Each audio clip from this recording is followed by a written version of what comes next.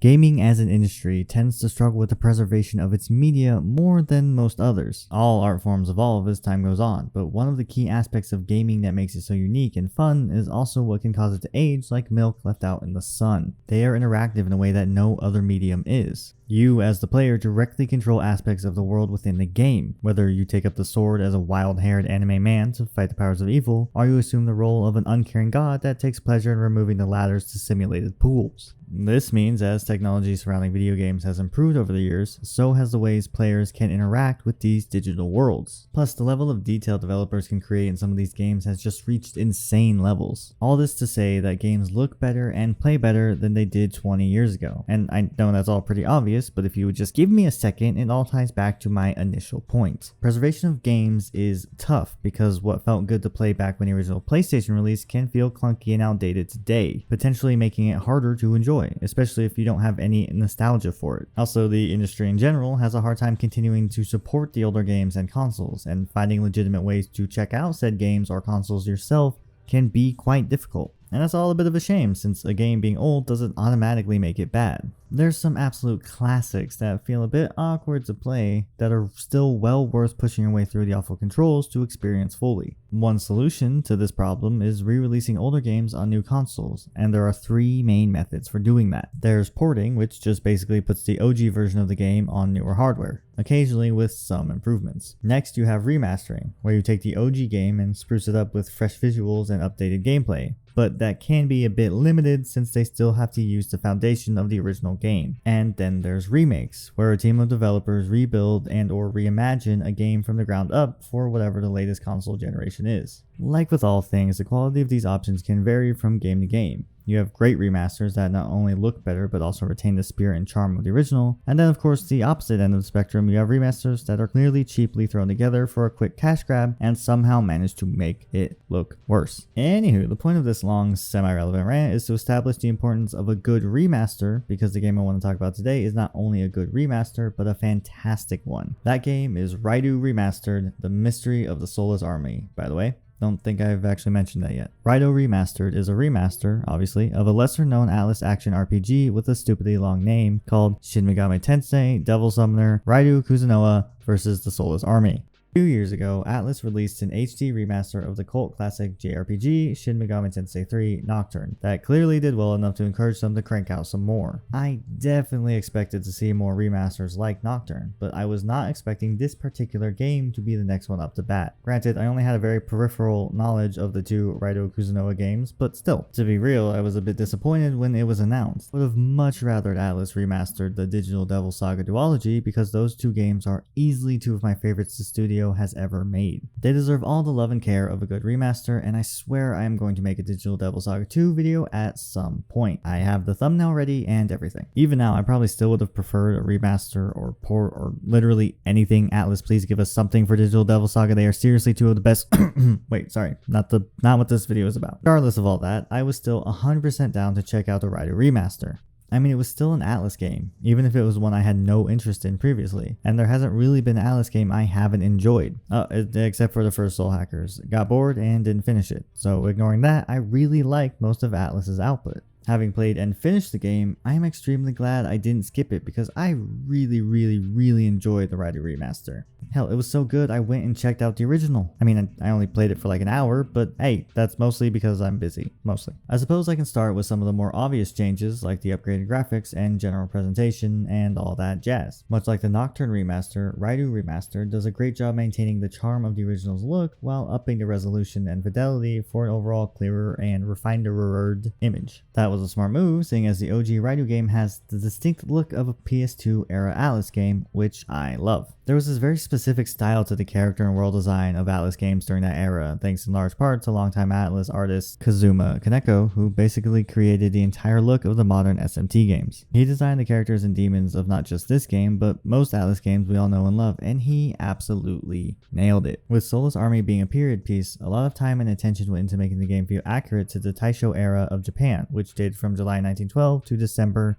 1926. With so many Atlus games taking place in modern-ish Tokyo, it's really cool to see them work their magic on some historical type shit. The result is an SMT game that doesn't look like any of the others. Even the demons got a bit of a redesign to better match the time period. This remaster manages to stay true to the original's vibe and vision while improving upon it on a technical level. I actually really like the whole look of this game and the older Atlus titles in general, so it's awesome to see it in full crisp 4K. Upgrading the visual quality of a game is the absolute bare minimum a remaster should accomplish, and even then, it doesn't always work out that way. Raidou definitely checks that box, but Atlus didn't just stop at improving the graphics either. They completely overhauled the combat and gameplay as well. The combat has probably had the biggest update, being reworked to be easier to pick up and flow better. Raidou's gameplay in general is already a big departure from other Atlus titles. Instead of being a turn-based RPG, it's a real-time action RPG where you can summon the series' famous demons to fight by your side. Did I mention that it's in real time? Because it is. Raidou has two main weapons, a sword and a gun. In the original, both his melee attacks and his gun were each assigned to a single button, and the gun would need to be reloaded and you would need to swap out different bullet types to use on different enemies. However, the remaster has revamped its combat to make it much more straightforward and accessible. For example, instead of one melee attack button, you now had two melee attack buttons. Crazy, right? One for light attacks and one for heavy attacks, much like most modern action games. The use of the gun has been simplified too, so you no longer need to reload or switch bullet types. All this combines to make it easier to pull off more complex and continuous combos than in the OG. It's still nothing close to like a Devil May Cry game in regards to deep action titles,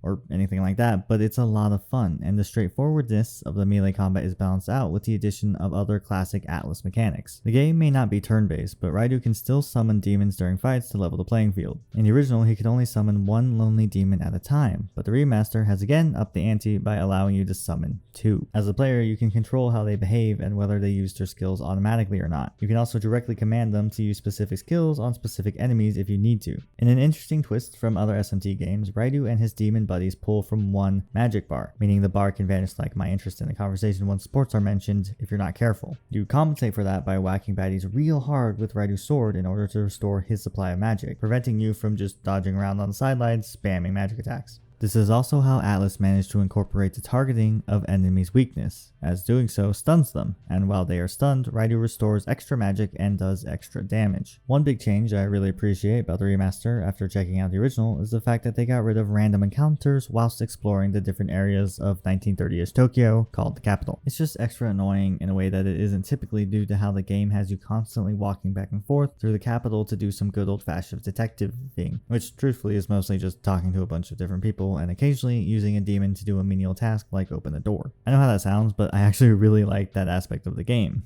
I think it's super neat to use the demons to interact with the people and environments of the capital to solve puzzles and eavesdrop and whatever else. It just kind of feels like the perfect fit for a game called Devil Summoner. Anywho, my point was that being interrupted every few seconds by a random battle whilst going about your detective business would get old very, very fast. Instead of all that noise, there are these red balls of evil floating around that you can interact with if you're itching to throw down with some demons. Not to mention that there are points in the game where you explore the Dark Realm, an upside-down-esque version of the capital where you can fight randomly appearing enemies. Not to mention also as well, there are the training grounds, where you can revisit enemies to level up, get money, capture them, and whatever else. To top it off, you can instantly wipe out an enemy if you're a high enough level above them, and still get the experience points and cash, making any potential grind quick and painless. With the last few entries, it really seems like Atlus has been making a definite effort to avoid unnecessary, time-consuming / wasting grinds in their games. And all of these aspects of the Raidou Remaster play into that. As a father of two with a full-time job, I cannot stress enough how much I love their anti-grind efforts, even if some of them are paywall. The original Shin Megami Tensei Devil Summoner Raidou Kuzunoa vs. the Soulless Army was already a unique entry in the Atlus catalog that incorporated real-time action gameplay in a really interesting way. This remaster took all of that and just ironed out the kinks. Well, most of the kinks at least. It'd be nice if it was easier to see your demon allies' health bars during battle, so you can actually tell when they need healing. The screen can be pretty chaotic, so giving your demon friends some static health bars under Raidou's or something to that effect would be extremely helpful. Also, one change I noticed from the original to the remaster that I feel is for the worse is the capturing of new demons. In the OG, you had to stun demons before you could start button mashing to catch them, whereas in the remaster that isn't the case. You can kind of just go straight into a battle and capture them immediately without any real effort. I just think there should be some kind of challenge to it, that way it's a bit more interesting as a mechanic. These are just small issues I have with the game and are far from being complete turnoffs. Overall, I really enjoyed the way Raidou Remastered tried something completely different gameplay wise while retaining all the mechanics Atlus is known for, like demon fusion. It reminded me a lot of Persona 5 Strikers, a game I really really like for similar reasons. It gives you something that is both familiar and brand new all at the same time. The story is yet another feature of the game that makes it special. From what I can tell, the story of the game is mostly unchanged, but still improved upon by adding in full voice acting. Pretty good voice acting too. I want you to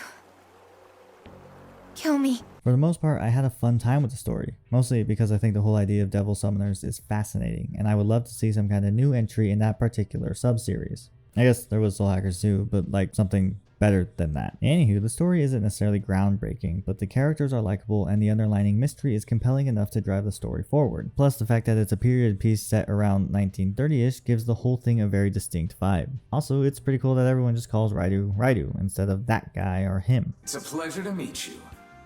Raidou the 14th.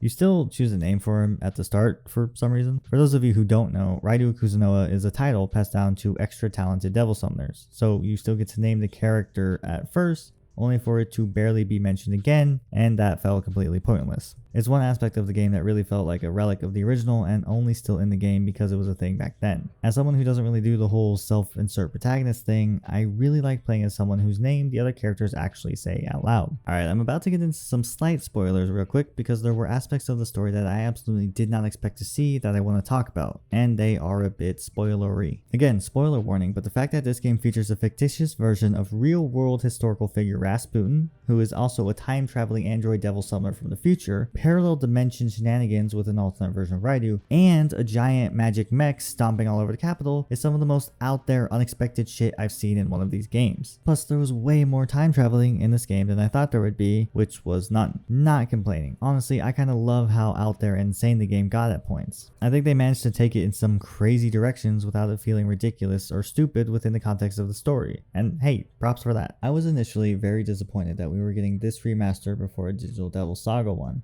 and I still 1000% think it would be deserved. All that aside, there's one thing I really admired about Raidou Remastered, The Mystery of the Soulless Army, perhaps above everything else about it. It's one of those rare games that I didn't even know I wanted until I actually played it. It might have even been somewhat of a risk by Atlus to choose this game to reintroduce to modern audiences out of all of their options, but that's exactly what I want to see from game studios. Atlus in general continues to prove they aren't risk averse and are willing to try out weirder games, whether it's a Persona spin-off that completely switches up the genre, or giving a new creative team the license to go full fantasy. This to me is just another example of that, because Raidou is unlike anything that newer Atlus fans, specifically the ones introduced through the recent success of the Persona series, have played before, but could still really enjoy if given the chance. Like me, I literally just described me. If you've been digging the most recent run of Atlus bangers, or even other games that like to mix up and combine genres, like potential Game of the Year Claire Obscure, then I think this game is worth checking out. It's got some old school charm, bolstered by some modern touch-ups, and it's a damn good time. If you played the original back in the day, then I would absolutely love to hear what you thought of this remaster down in the comments. I feel like it went above and beyond compared to the SMT3 remaster, but hey, what do I know? I was like 9 when this game came out, so enlighten me.